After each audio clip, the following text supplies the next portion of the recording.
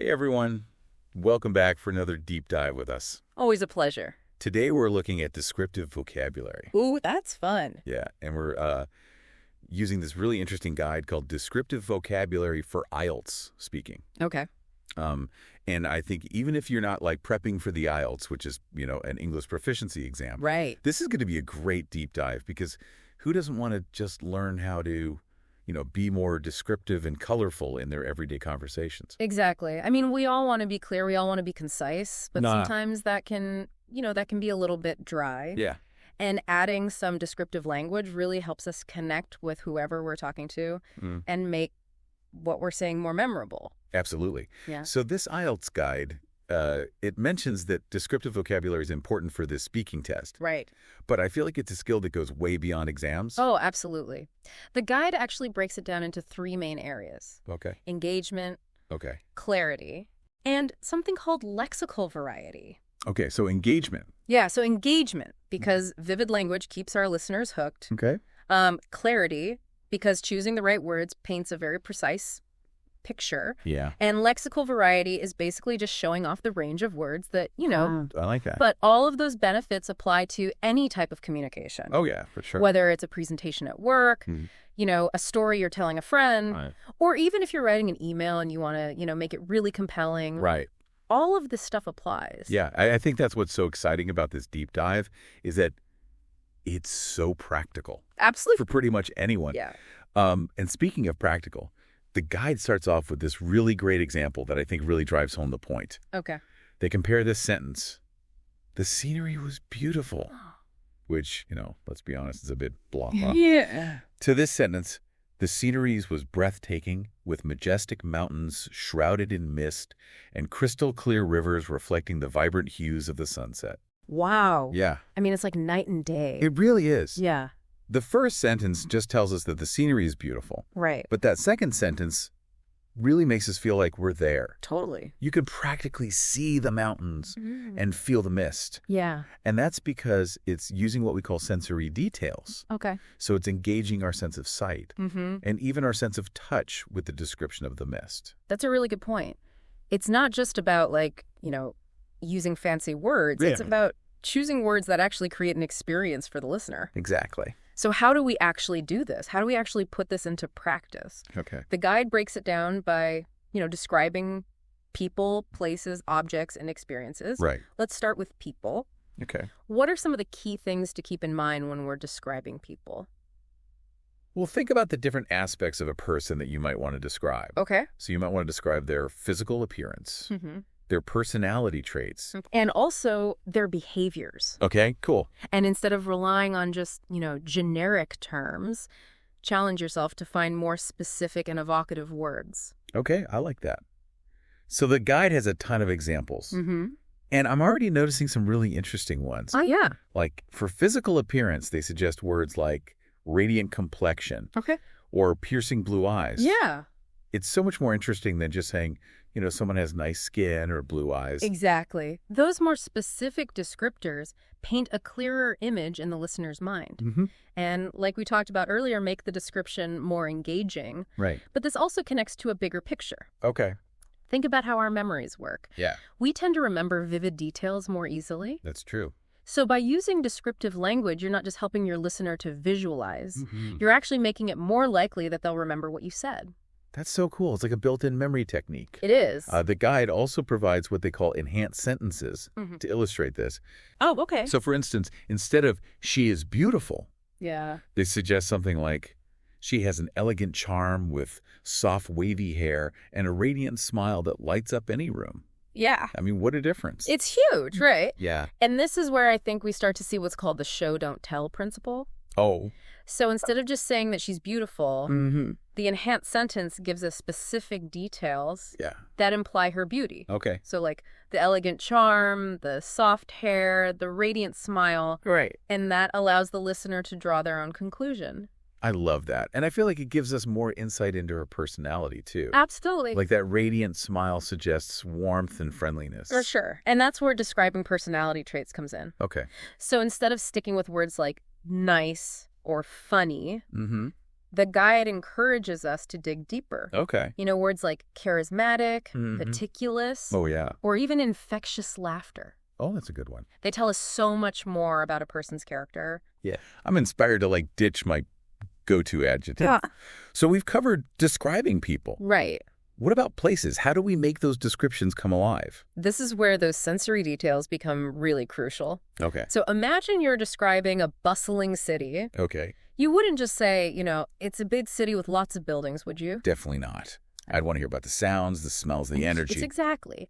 Think about what you would experience if you were actually there. Right. Would you hear the honking of taxis, the laughter of street performers, the murmur of conversations? Yeah. Would you smell the aroma of street food, Mm-hmm. the exhaust fumes, Right. maybe even the faint scent of flowers from a nearby park? Yeah. So all those sensory details create an immersive experience for the listener, Right. and make them feel like they're right there with you. Yeah. And the guide actually provides an enhanced sentence that does just that. Instead of, the city is big, they give us, the city is a sprawling metropolis, adorned with glittering skyscrapers and vibrant street markets. That's a city I want to visit. I know, right? But what makes that sentence so compelling? Yeah. It's not just the words glittering and vibrant, Right. although those are great choices. Yeah. It's the way the sentence engages our senses. Okay. So, we have sight, obviously, with the glittering and vibrant. Mhm. There's almost sound with the word sprawling. Oh, yeah. And even touch with the implication of crowds in a street market. Right. We're not just told that the city is big. Mm. We're shown its size, its grandeur, its energy. Yeah. Okay. I'm convinced sensory details are like the secret weapon They really are. of descriptive language. Yeah, It feels like we've covered a lot of ground already, but I know there's more to explore. absolutely. So shall we continue this deep dive? Let's do it. It's interesting. We often talk about finding the right words, Mm-hmm. but I think this deep dive is really revealing that it's more about choosing words intentionally. That's a great point. We all know what a city is, Yeah, but the words like sprawling metropolis paint such a different picture. they do. And that's something that this guide highlights Okay. when it talks about avoiding overused words. Oh, okay. We all have those go-to words. Oh, yeah. The ones that come easily, but they sometimes lack that precision Right. and that punch. Mm-hmm. Think about how many times we say good or bad in a day, Oh, my gosh. All the time. right? Yeah, guilty as charged. Right. But the guide gives us some really interesting alternatives. Okay. So, instead of saying the food was good, Right. we could say the food was delectable Mm-hmm. or the flavors were exquisite. Ooh, I like that. Yeah. And what I find so fascinating is that even though those words essentially mean good, Right. they evoke different feelings. Totally. Delectable makes me think of something rich and satisfying, while exquisite suggests something more refined, Right. perhaps even delicate. That's so true. It's each word carries its own subtle flavor. It does. And I think that's where the real art of descriptive language comes in.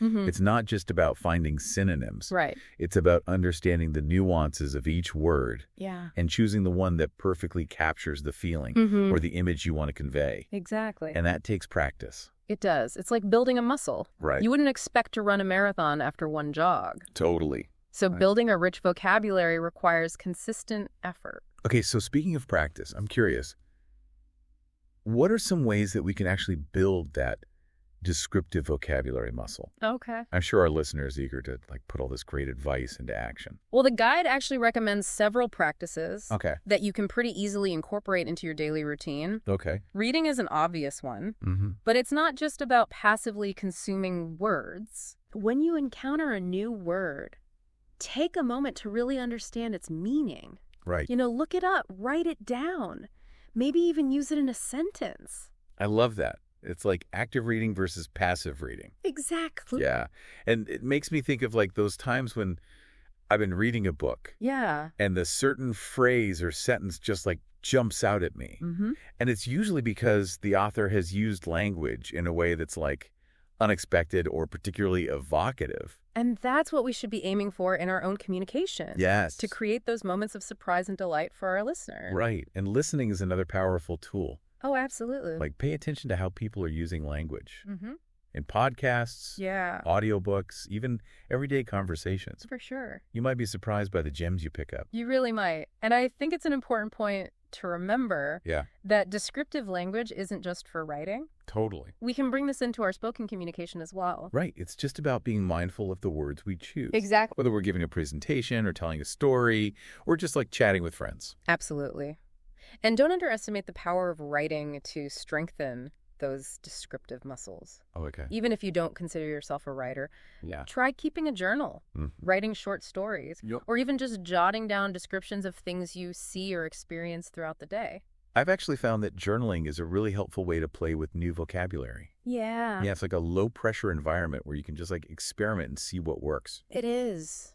And the more you use those new words, the more confident you'll become Absolutely. in incorporating them into your everyday language. Confidence is key, Mm-hmm. especially when it comes to using descriptive language in our spoken communication. Totally. It's easy to feel self-conscious about using words that we're not completely comfortable with. Right. But the more we practice, the more natural it becomes. Yeah. Speaking of practice, the guide also mentions some like really practical tools that can help us build our vocabulary. Right. So like flashcards, vocabulary journals. Yeah. Are those really as helpful as they sound? They absolutely can be. Flashcards are a classic for a reason. Right. The act of writing down a word and its definition, then testing yourself, really helps to solidify it in your memory. Yeah. You can even get creative and add images or examples to your flashcards No fun. to make them more visually engaging. I like that. Yeah. And for those who maybe prefer a more free-flowing approach, vocabulary journals are a great option. Yeah. You can create your own personal dictionary, Right. noting down new words, their definitions, even examples of how you've seen them used. It's about finding what works for you Right. and making the process fun and engaging. Totally. And remember, this isn't about memorizing a bunch of fancy words just to impress people. Yeah. It's about developing a deeper understanding of language and using it to communicate more effectively and expressively. I love that. Yeah. So we've talked about the why of descriptive vocabulary, the how, and even some practical tools and techniques Yeah, for building our vocabulary. for sure. But I think what's really exciting is that this guide, while it's designed for the IELTS, Right. it really offers insights that are relevant to anyone who wants to improve their communication skills. Absolutely. And I think it's important to remember that this is a journey, not a destination. Language is constantly evolving, and so are we. That's a good point. So the more we embrace the power of description, Yeah. the more we open ourselves up to new ways of seeing, experiencing, and connecting with the world around us. Beautifully said. Yeah. And speaking of connecting with the world around us, I'm ready to dive into some more specific examples Okay. and really see these descriptive techniques in action. Yeah. Are you ready for part 3 of our deep dive? Let's go. Okay, so welcome back. It feels like we've covered so much ground already, I know, right? It's a lot. but I'm really excited to put all these descriptive techniques into practice. Yeah. What I love about this IELTS guide is that it's not just theory, it's packed with concrete examples that really show us how to bring these concepts to life. That's where the magic happens. Right. It's one thing to understand the principles, but seeing them applied Yeah. in real sentences, I think, is what really makes it click. Absolutely. So let's revisit some of those enhanced sentences Okay. that we talked about earlier. Yeah. So remember the one about the woman with the radiant smile? Yes. The guide suggests she has an elegant charm with soft, wavy hair and a radiant smile that lights up any room. It's a good one. It's so much more evocative than just saying she's beautiful. Right. But how could we take that even further? Well, think about adding layers of sensory detail Okay. and personality. So instead of just stating facts, try to evoke a feeling. Okay. So, for example, we could say, her laughter, like the tinkling of wind chimes, filled the room, and her eyes, the color of warm honey, sparkled with a mischievous glint. Oh, wow. That's beautiful. Okay. I can actually hear her laughter. And see the warmth in her eyes. Right. It's so much more engaging. And notice how those specific details create a more well-rounded picture Right. of her personality. So, the tinkling wind chimes suggest a lightheartedness, Yeah. while the mischievous glint hints at a playful side. Right. So we're not just describing her appearance. We're actually revealing something about her character. It's like we've gone from a snapshot to a full portrait. Exactly. And I'm realizing that this approach can be applied to any description. Oh, for sure. Whether it's a person, a place, or even an object. Absolutely. Let's take that bustling city we talked about earlier. Okay. Instead of simply saying, it's a busy city with lots of buildings, we could say, the city throbbed with a frenetic energy, a symphony of honking horns, rumbling buses, and the murmur of 1,000 conversations weaving through canyons of steel and glass. Ooh, I love that. It's almost poetic. Yeah. That word throbbed really conveys like a sense of relentless energy. Yes. And that image of canyons of steel and glass is so evocative. It is. It makes me feel the immensity and vibrancy of the city. And notice how it appeals to multiple senses. Right. We hear the honking horns and rumbling buses. We feel the frenetic energy. Yeah. And we see those towering skyscrapers. It's a truly immersive description. It is. This deep dive is making me realize that good descriptive language, Yeah. it's about so much more than just using fancy words. It really is. It's about creating an experience for the listener, engaging their senses and making them feel like they're a part of the story. And that's where the power of emotional connection comes in. Right. Remember that example of the old grandfather clock? Instead of simply describing its physical features, we could say, the grandfather clock, its oak case, polished to a warm sheen by generations of loving hands, ticked with a steady rhythm, a heartbeat echoing through time, a testament to the enduring legacy of family. That's beautiful. It's not just a clock anymore. It's like a symbol of family history Right. and love. Yeah. You can practically feel the weight of those generations in the phrase, polished to a warm sheen by loving hands. It's incredible how a few carefully chosen words can transform a simple object into something so meaningful. Right. And this is where descriptive language becomes truly powerful. It allows us to express not just what we see, but also what we feel, creating a deeper connection with our listener. This has been such an eye-opening deep dive. I feel like I have like a whole new toolbox of techniques to make my communication more vibrant and engaging. And remember, the key is to practice. The more you experiment with descriptive language, the more natural it will become. Right. Challenge yourself to use those vivid words in your writing, your conversations, even your everyday thoughts. So to our listener, I hope you're feeling as inspired as I am. Me too. You've given us such a fantastic guide as a jumping off point. Yeah, it's a great one. And I encourage you to explore these techniques. Oh, absolutely. And find what works for you. Remember, descriptive language is about more than just sounding impressive. Right. It's about expressing yourself authentically, connecting with others on a deeper level, and appreciating the richness and beauty of the world around us. What a fantastic way to wrap up this deep dive. It really is. Thanks for joining us, and until next time, happy describing.